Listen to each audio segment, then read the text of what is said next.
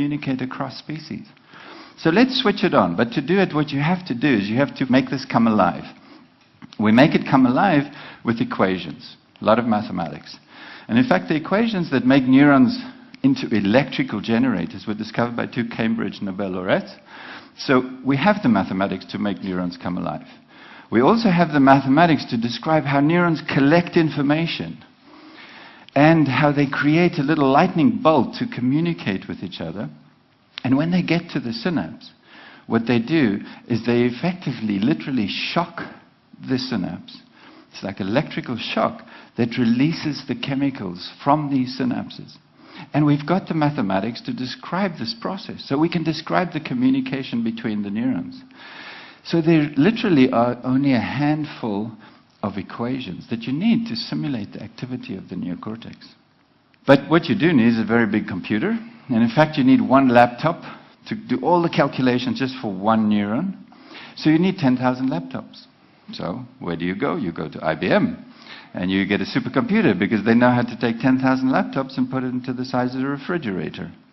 So now we have this Blue Gene supercomputer. We can load up all the neurons, each one onto its processor, and fire it up and see what happens. Take the magic carpet for a ride. Here we activate it, and this gives the first glimpse of what is happening in your brain when there's a stimulation. It's the first view. Now, when you look at that the first time, you think, my God, how is reality coming out of that? But in fact, you can start, even though we haven't trained this neocortical column to create a specific reality, but we can ask, where is the rose? We can ask, where is it inside? If we stimulate it with a picture, where is it inside the neocortex? Ultimately, it's got to be there if we stimulated it with it.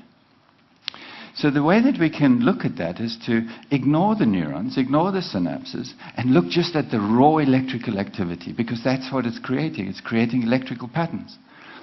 So when we did this, we indeed, for the first time, saw these ghostly-like structures, electrical objects appearing within the neocortical column.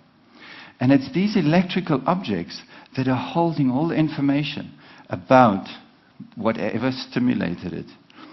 And then when we zoomed into this, it's like a veritable universe. So the next step is just to take these brain coordinates and to project them into perceptual space. And if you do that, you would be able to step inside the reality that is created by this machine, by this piece of the brain. So, in summary, I think that the universe may have, it's possible, has evolved the brain to see itself, which may be a first step in becoming aware of itself. There's a lot more to do to test these theories and to test any other theories. But I hope that you're at least partly convinced that it is not impossible to build the brain. And we can do it within 10 years. And if we do succeed, we will send to TED in 10 years a hologram to talk to you. Thank you.